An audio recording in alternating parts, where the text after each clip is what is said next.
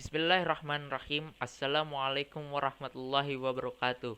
Kali ini saya Rafli Ilyas Ilham dari kelas 11 IPA 1 akan menjelaskan tentang peristiwa sekitar proklamasi kemerdekaan Republik Indonesia. Pada tanggal 6 dan 9 Agustus 1945, Hiroshima dan Nagasaki, dua kota paling penting di Jepang, dibom oleh sekutu yaitu Amerika Serikat. Akibatnya, Jepang akhirnya mengalami kehancuran karena Hiroshima merupakan tempat berkumpulnya tentara Jepang sekaligus pusat pemberangkatan kapal-kapal perang Jepang. Namun di balik semua janji Jepang tersebut, ada sesuatu yang disembunyikan oleh Jepang. Jepang berusaha menyembunyikan fakta kalau mereka sudah resmi menyerah pada pihak sekutu pada tanggal 14 Agustus 1945. Golongan muda berhasil mengetahui info mengenai kekalahan Jepang ini. Golongan muda bersikeras memaksa Insinyur Soekarno dan Muhammad Hatta untuk memproklamirkan kemerdekaan Indonesia selambat-lambatnya pada tanggal 16 Agustus 1945. Golongan muda yang dipimpin oleh Wikana Sukarni dan Darwis pergi ke rumah Soekarno di Jalan Pegangsaan Timur nomor 56 Jakarta. Namun ternyata Soekarno justru marah besar pada mereka. Karena perbedaan pendapat antara golongan tua dan golongan muda ini, maka golongan muda sepakat untuk menculik Soekarno dan Hatta keluar kota. Tujuan rencana penculikan ini adalah untuk menjauhkan Soekarno dan Hatta dari pengaruh Jepang dan mempercepat proklamasi kemerdekaan Republik Indonesia. Golongan muda pada saat itu memilih Rengas Dengklok, waktu daerah kecil di Kerawang, sebagai tempat penculikan tersebut. Mereka memilih Rengas Dengklok karena tempat itu berada tidak jauh dari Jakarta dan keamanannya juga terjamin oleh tentara peta. Dan akhirnya rombongan tersebut berangkat pada tanggal 16 Agustus 1945 pukul 4 pagi. Ahmad Subarjo dari golongan tua yang waktu itu mencari keberadaan Soekarno dan Hatta pun berangkat ke Rengas Dengklok untuk bertemu dan berunding dengan Soekarno dan Hatta.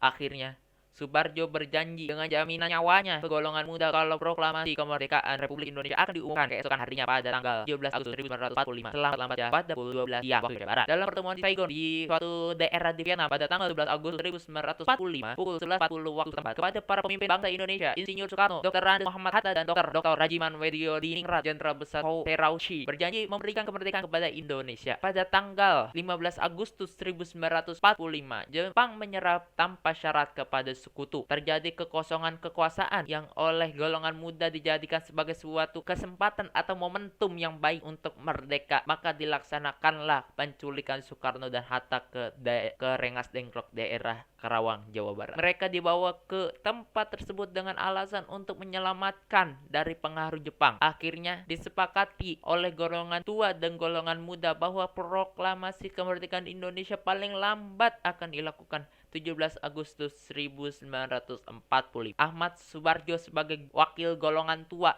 menjemput kedua tokoh nasional tersebut kembali ke Jakarta untuk mempersiapkan kemerdekaan Indonesia. Soekarno dan Hatta setelah singgah di rumah masing-masing, kemudian bersama rombongan lainnya menuju rumah Laksamana Maeda di Jalan Imam Bonjol nomor 1, tempat Ahmad Subarjo bekerja untuk merumuskan teks proklamasi kemerdekaan Indonesia. Malam itu juga telah diadakan musyawarah dan mufakat. Tokoh-tokoh yang hadir pada saat itu ialah Insinyur Soekarno, Dr. Andes Muhammad Hatta, Ahmad Subarjo, dan para petinggi dan anggota PPKI. Atau kepanjangan dari PPKI itu ialah partai, dan para tokoh pemuda seperti Sukarni, Sayuti Melik, Diah dan Sudiro. Tokoh-tokoh yang merumuskan teks proklamasi berada di ruang makan. Adapun tokoh-tokoh yang menulis teks proklamasi ialah Insinyur Soekarno, sedangkan Dr. Andes Muhammad Hatta dan Ahmad Subarjo turut mengemukakan ide-ide yang brilian secara lisan. Perumusan teks proklamasi sampai dengan penandatangannya baru selesai pada pukul 4 waktu Indonesia bagian Barat. Upacara proklamasi kemerdekaan berlangsung tanpa protokol.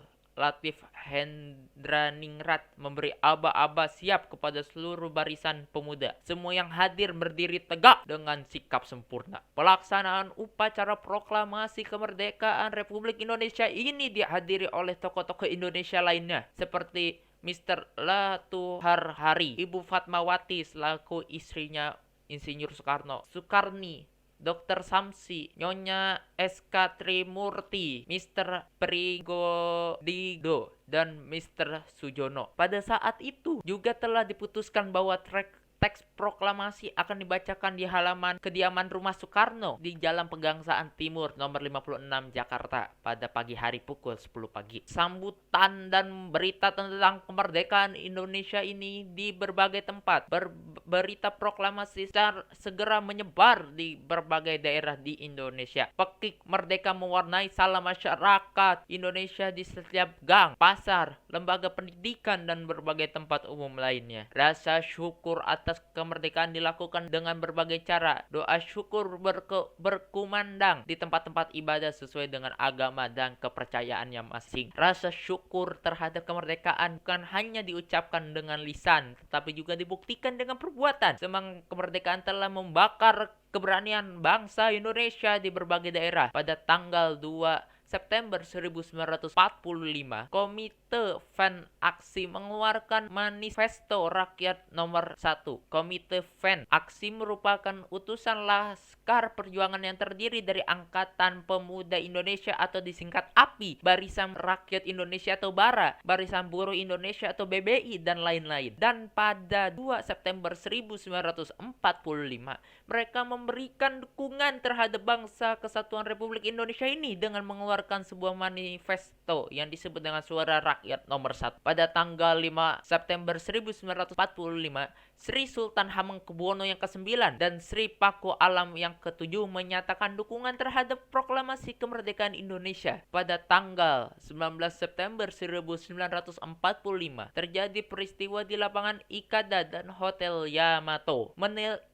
Menilik peristiwa rapat raksasa di Ikada, gelaran itu merupakan prakarsa para pemuda Komite FAN Aksi. Sudah sedari subuh di tanggal yang sama, para pemuda sudah mendatang ke kediaman Insinyur Soekarno soal rapat raksasa itu. Soekarno sendiri berjanji akan membicarakannya dengan kabinet yang baru ia bentuk, tapi masa yang sudah berkumpul sejak pagi sempat menunggu selama 10 jam. Lantaran Soekarno akhirnya baru menampakkan batang hidungnya pada petang hari sekitar pukul 4 sore. Itu pun setelah didesak oleh pemuda rakyat hanya menginginkan Soekarno tampil ke muka umum untuk menyampaikan kelanjutan proklamasi yang didengungkan 17 Agustus 1904. Ucap Soekarno, "Percayalah rakyat kepada pemerintah. Walaupun saudara-saudara memang percaya kepada pemerintah yang akan mempertahankan proklamasi kemerdekaan itu. Walaupun dada kami akan dirobek-robek, kami akan tetap mempertahankan Republik Indonesia. Maka berilah kepercayaan itu kepada kami dengan cara yang dengan tunduk kepada perintah-perintah dan disiplin," seru Soekarno yang berpidato tak lama dari 5 menit. Setelah itu, massa yang sedianya sudah siap bentrok fisik lantaran sudah membekali diri dengan bambu runcing dan golok mau bubar seketika. Ancaman bentrok dengan tentara Jepang yang berjaga pun buyar dan situasi kembali kondusif. Sementara di Surabaya menyusul kedatangan sejumlah opsir sekutu dan Belanda pada tanggal 18 September 1945 yang mengusung nama rombongan RAPWI atau Rehabilitation of Allied Prisoners of War and Internment. Tanpa seizin pemerintah, Karesiden Surabaya menempati Hotel Yamato yang kini bernama Hotel Majapahit di Jalan Tunjungan nomor 65 Surabaya. Setelah hotel itu dikuasai, sekelompok orang Belanda nekat mengibarkan bendera merah putih biru warna bendera Belanda juga tanpa izin pemerintah setempat. Keesokan harinya, pada tanggal 19 September 1945, pemuda Surabaya yang melihat bendera itu di tiang sisi utara hotel berkibar meletuskan emosi dan menuntut bendera itu cepat diturunkan. Tak berapa lama massa mulai menyemut di sekitar hotel. Sejumlah tentara Dai Nippon yang masih berada di Surabaya pun mulai nampak berjaga. Kemudian Residen Surabaya Sudirman dengan gagahnya tiba di lokasi dan ingin berunding dengan perwakilan Belanda, Mr. Ploegman. Tapi Mr. Ploegman dengan arogannya ogah menuruti keinginan massa untuk menurunkan bendera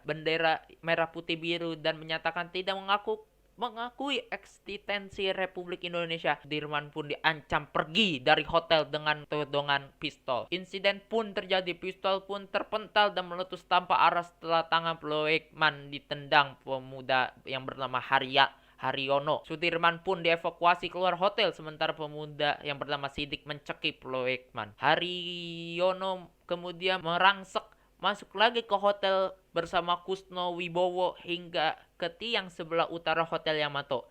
Pemuda Haryono bersama Kusno pun menurunkan bendera dan merobek warna biru di bendera Belanda hingga menyisikan warna merah putih, warna kebesaran bendera Indonesia, untuk kemudian dikerek lagi untuk dikibarkan.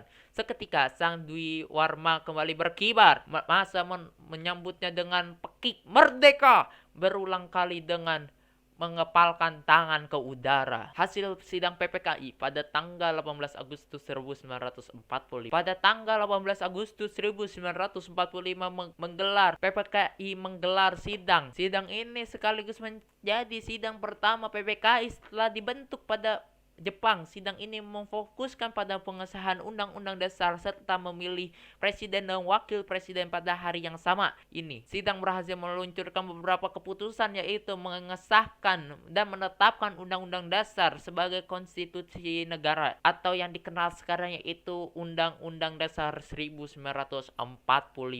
Yang kedua, memilih Insinyur Soekarno sebagai presiden dan Dr. Andes Muhammad Hatta sebagai wakil presiden. Itu berarti Indonesia menerapkan sistem pemerintahan yang presidensial. Yang ketiga, presiden untuk sementara waktu akan dibantu oleh sebuah komite yang bernama Komite Nasional. Yang keempat, sebelum disahkannya terdapat beberapa perubahan-perubahan dalam Undang-Undang Dasar itu, yaitu yang pertama, kata muqaddimah diubah menjadi pembukaan. Yang kedua, pembukaan alinea keempat, anak khatmat ketuhanan yang Maha Esa dengan kewajiban menjalankan syariat Islam bagi pemeluk-pemeluknya diubah menjadi ketuhanan yang Maha Esa. Pembukaan alinea keempat, anak kalimat menurut kemanusiaan yang adil dan beradab diubah menjadi kemanusiaan yang adil dan beradab. Pada pasal 6 ayat 1 yang mula berbunyi presiden ialah orang Indonesia asli dan beragama Islam diubah menjadi presiden adalah orang Indonesia asli. Perubahan-perubahan tersebut terjadi setelah tokoh-tokoh dari Indonesia yang beragama Kristen, khususnya yang berasal dari Indonesia Timur, mengajukan keberatan-keberatan terhadap rumusan lama yang terlalu bernuansa Islam. Dengan jiwa besar serta dilandasi semangat untuk menjaga persatuan bangsa dan negara,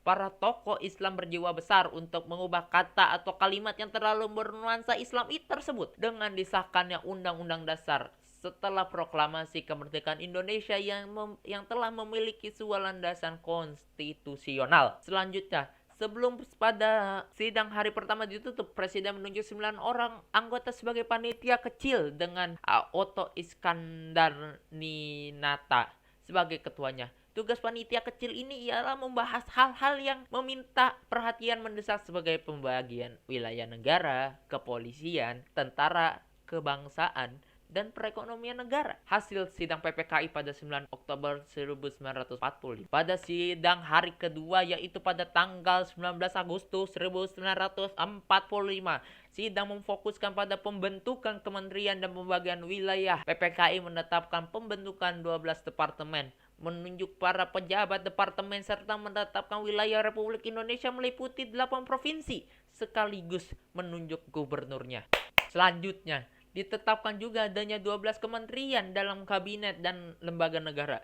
Karena sistem kabinet tercantum dalam Undang-Undang Dasar, sebagai kabinet yang tercantum dalam Undang-Undang Dasar ialah kabinet presidensial. Pembentukan kabinet menjadi hak prerogatif presiden. Pada tanggal 2 September 1945 bertempat di Hotel Miyako, Presiden Soekarno melantik kabinet pertama Republik Indonesia yang terdiri dari 12 menteri departemen, 4 menteri negara, dan 4 pejabat negara. Terbentuknya susunan kabinet presidensial pertama Republik Indonesia setelah sukses melakukan sidang PPKI kedua dengan menghasilkan pembentukan menteri dan pembagian wilayah. PPKI kemudian melaksanakan sidang ketiganya pada tanggal 12 Agustus 1945. Hasil sidang ketiga PPKI memfokuskan pada pembentukan 3 badan baru, KNI, PNI, dan BKR. Apa itu KNI, PNI, dan BKR? KNI ialah Komite Nasional Indonesia. Yang PNI yaitu Partai Nasional Indonesia. Yang ketiga BKR yaitu Badan Keamanan Rakyat. Dengan terbentuknya 3 badan ini, PPKI kemudian dibubarkan. Ada beberapa tokoh nasional yang berpendapat perlu adanya perubahan-perubahan dalam sistem pemerintahan sesuai dengan kehidupan politik saat itu. Yang pertama, penambahan fungsi KNIP sebagai badan legislatif. Yang kedua, pembentukan sistem pemerintahan presidensial menjadi sistem parlementer. Yang ketiga, pembentukan kabinet parlementer. Yang keempat, pemilihan Perdana Menteri sebagai kepala pemerintahan. Dan yang terakhir, pembentukan Tentara Nasional Indonesia atau yang disebut sekarang ini dengan TNI. Sekian materi pertama, kita akan lanjutkan ke materi yang kedua, yaitu kemudian setelah peristiwa proklamasi berlanjutlah materi kita, yaitu perjuangan mempertahankan kemerdekaan dengan kekuatan senjata. Pasca kekalahan Jepang dengan Perang Asia pada tanggal 14 Agustus 1945, Indonesia akan diserahkan kepada Southeast Asia Command atau SEAC atau Komando Asia Tenggara yang dipimpin oleh Laksamana Louis Mountbatten dari Inggris. Dan waktu itu dimanfaatkan sebaik-baiknya oleh bangsa Indonesia untuk memproklamirkan kemerdekaannya. Pada tanggal 10 September 1945, Panglima Bala Tentara Kerajaan Jepang di Jawa mengumumkan bahwa pemerintahan akan diserahkan kepada sekutu, bukan kepada pihak. Dan pada tanggal 14 September, peristiwa sekutu datang ke Jakarta untuk mempelajari dan melaporkan keadaan Indonesia menjelang pendaratan rombongan. Pada tanggal 29 September 1945, pasukan SEAC di bawah bendera AFNI datang ke Jakarta dipimpin oleh Letnan Jenderal Sir Philip Christison. Kedatangan pasukan NICA, Netherlands Indian Civil Administration, yang membonceng pasukan AFNI telah menimbulkan kecurigaan bangsa kita, bangsa Indonesia, bahwa Belanda akan kembali menjajah bangsa Indonesia. Keinginan Belanda untuk kembali menjajah Indonesia ini harus berhadapan dengan rakyat Indonesia yang mempertahankan kemerdekaannya. Oleh karena itu terjadi pertempuran di berbagai daerah di Indonesia. Konflik antara Indonesia dan Belanda ini akhirnya melibatkan peran dunia internasional untuk menyelesaikannya. Lalu ada terjadi pertempuran di daerah Medan atau yang disebut Medan Area. Pasukan sekutu di bawah Brigadir Jenderal Ted Kelly mendarat di Sumatera Utara. Pendatangan pasukan sekutu ini diikuti oleh pasukan NICA yang dipersiapkan untuk mengambil alih pemerintahan. Pasukan sekutu dan sehari setelah mendarat, tim Rapwi mendatangin kem-kem tawanan di Pulau Barayan, Rantau Prapat, Pamang Siantar, dan Brastagi untuk membantu membebaskan para tawanan dan dikirim ke Medan atas persetujuan Gubernur Tengku Muhammad Hasan. Namun para bekas tawanan itu langsung menjadi inti dari batalion KNIL Medan. Akibat dari tindakan itu ternyata memancing berbagai insiden. Insiden pertama pada tanggal 13 Oktober 1945 di Jalan Bali, Medan. Insiden itu berawal dari ulah seorang Belanda, penghuni hotel yang merampas dan menginjak-injak lencana merah putih kita. Pada tanggal 1 Desember 1945, pihak sekutu menuliskan papan bertuliskan Fix Bourdaris Medan Area yang di pinggiran kota Medan. Semenjak saat itu, istilah Medan Area menjadi terkenal. Inggris bersama NICA melakukan aksi pembersihan terhadap unsur-unsur Republik di kota Medan, sehingga para pemuda membalas aksi-aksi itu sehingga kota Medan menjadi tidak aman. Setiap usaha pengusiran dibalas dengan pengepungan dan bahkan sering terjadi tembak-menembak. Pada tanggal 10 Desember 1945, pasukan Inggris dan NICA berusaha menghancurkan konsentrasi pasukan TKR di Trepes. Pemerintah Republik Indonesia di kota Medan mulai terdesak dan keluar dari kota Medan. Gubernur markas besar TKR dan wali kota pindah ke Pemantang Siantar. Dengan demikian Inggris berhasil menduduki kota Medan. Tanpa adanya satu komando, mustahil dapat dilakukan serangan yang efektif terhadap kedudukan pasukan Inggris. Pada tanggal 10 Agustus 1945, diadakan pertemuan di tebing tinggi antara komandan pasukan yang berjuang di front medan area. Pertempuran tersebut membentuk satu komando bernama Komando Resimen Laskar Rakyat Medan Area. Resimen itu terdiri atas 4 sektor. Tiap-tiap sektor dibagi lagi menjadi 4 subsektor. Setiap sektor berkekuatan 1 batalion. Pusat komando berada di Sudi mengerti Trepes. Di bawah komando tersebut perjuangan medan area menjadi lebih baik. Kemudian pertemuan Ambarawat. Peristiwa pertempuran di Ambarawat ini terjadi pada tanggal 20 November 1945. Peristiwa Ambarawa ini pada awalnya dilatar belakangi oleh mendaratnya pasukan Inggris dari Divisi India ke-23 di kota Semarang pada tanggal 20 Oktober 1945. Pemerintah Indonesia memperkenankan Sekutu untuk mengurus tawanan perang yang saat itu berada di penjara Magelang dan Ambarawa.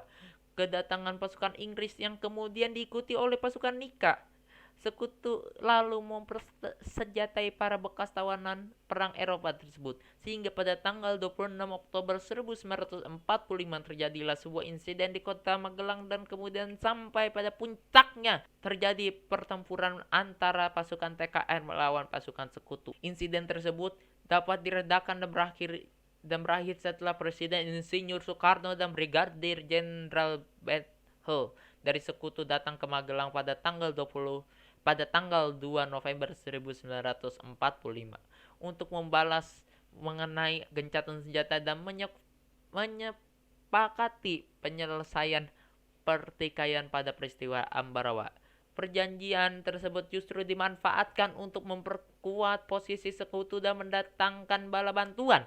Berita adanya agresi militer di Surabaya pada 10 November dan insiden tembak-menembak yang menewaskan 3 perwira Inggris di Jawa Tengah membuat Brigadir Bethel menyalahkan Republik Indonesia dan memerintahkan penangkapan Gubernur Wongsonegoro pada 18 Oktober 1945. Tanggal 20 November 1945 terjadi pertempuran di Ambarawa antara TKR pemimpin Mayor Sumarto dan tentara Sekutu. Kemudian dari arah Magelang datang pasukan TKR divisi kelima atau divisi Purwokerto pimpinan Imam Androgi yang melakukan serangan fajar pada 21 November 1945. Tujuan serangan fajar tersebut ialah untuk memukul mundur pasukan Inggris yang ada di desa Pingit. Mereka berhasil menduduki desa Pingit dan merebut desa-desa di sekitarnya, kemudian meneruskan mengejar Sekutu dan mendapatkan tambahan 3 batalion dari Yogyakarta, yaitu Balion Sugeng 10 yang dipimpin oleh Mayor Soeharto yang sekarang menjadi Presiden kedua Republik Indonesia, dan Batalion ke-8 dipimpin oleh Mayor Sarjono Sekutu.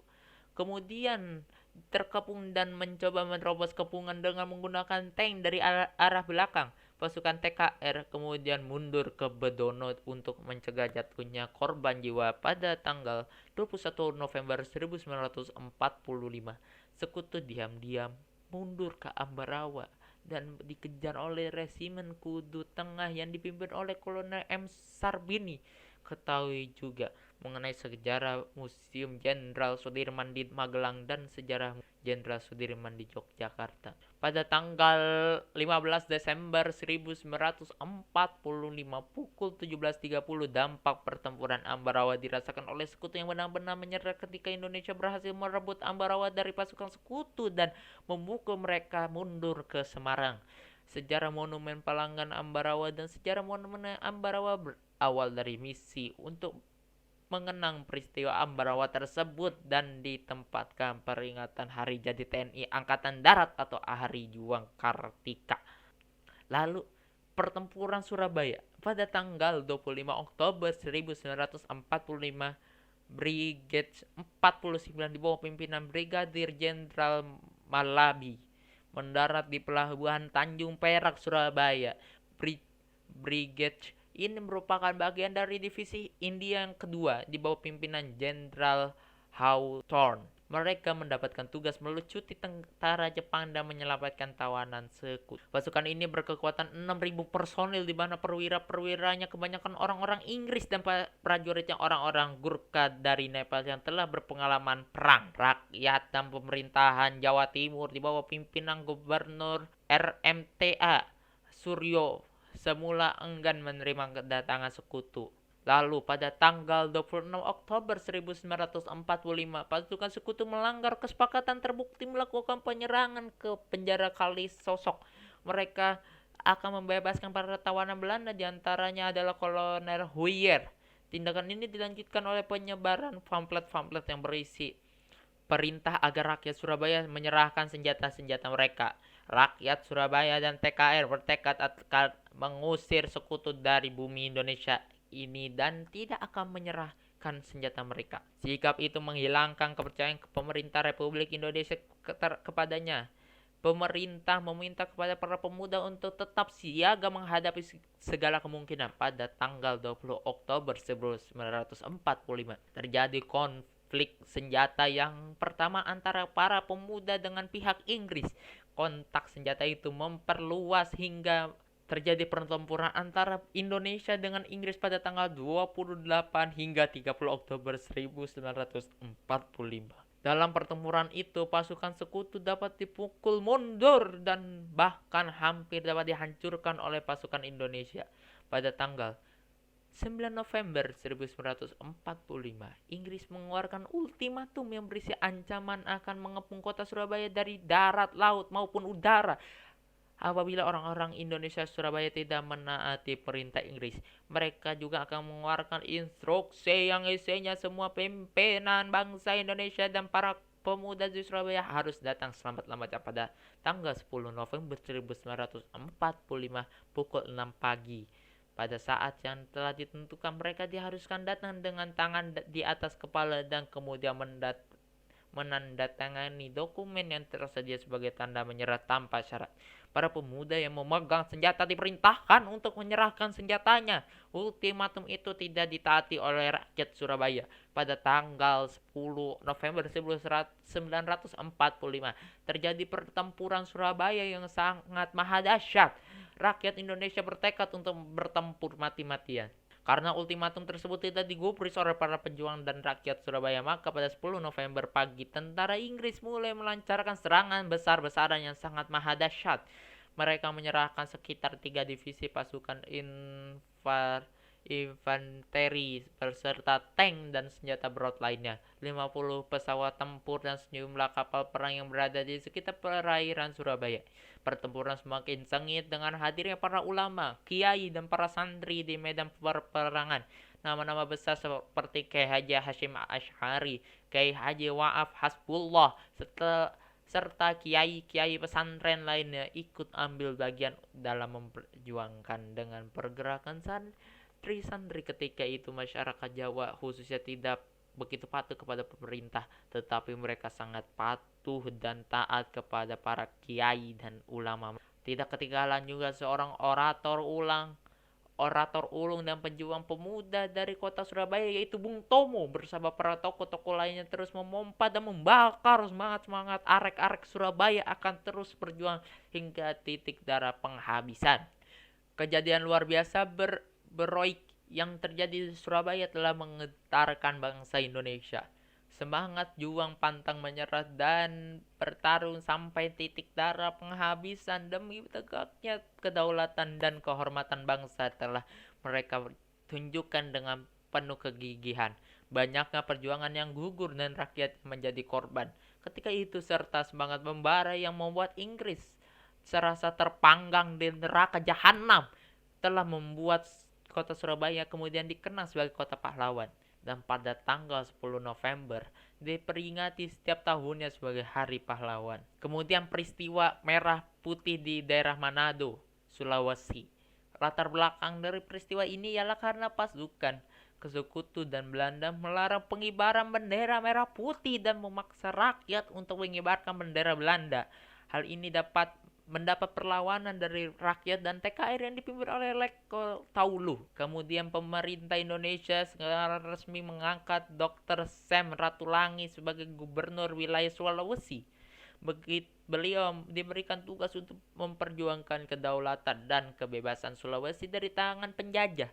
Guna melaksanakan amanat tersebut, Sam Ratulangi kemudian membentuk Badan Perjuangan Pusat Keselamatan Rakyat atau disingkat BPPKR dan juga memprakarsai penyampaian petisi yang sudah ditandatangani oleh 50 orang berisi pernyataan dukungan rakyat Sulawesi terhadap kemerdekaan Republik Indonesia sekaligus menggencarkan sosialisasi bahwa Sulawesi merupakan salah satu wilayah NKRI dan tunduk serta patuh kepada pemerintah Republik Indonesia. Sayangnya, setelah kekalahan pada tanggal 14 Februari, pasukan Belanda menambah jumlah pasukan di wilayah Minahasa guna mengatasi kekalahan tersebut. Peperangan berdarah antara rakyat Sulawesi khususnya di wilayah Minahasa melawan Belanda tidak dapat lagi dielakkan. Banyak korban berjatuhan pada peristiwa tersebut. Pada tanggal 16 Februari 1946, pasukan Belanda berhasil menangkap De Vries yang merupakan petinggi KNIL serta Dr. Sam Ratulangi yang kemudian ditawan oleh pihak Belanda. Sayang sekali. Kemudian pertempuran di Bandung. Pertempuran di Bandung ini dilatar belakangi karena pasukan Inggris pimpinan Brigadier MacDonald sampai di Bandung pada tanggal 12 Oktober 1945. Tak berapa lama berada di Indonesia meminta rakyat Indonesia menyerahkan seluruh persenjataan kecuali bagi TKR atau TNI pada zaman dahulu kepada pihak Inggris juga meminta untuk melepaskan para tahanan termasuk orang-orang Eropa termasuk Belanda dan juga Jepang. Masyarakat pun semakin geram sebab permintaannya lainnya ialah untuk membagi wilayah Bandung menjadi dua yaitu utara dan selatan. Inggris meminta agar rakyat Bandung mengosongkan wilayah utara sebab memanfaatkannya sebagai markas selama di wilayah tersebut. Namun pemerintah Indonesia saat itu juga menginstruksikan supaya tidak melakukan pengosongan.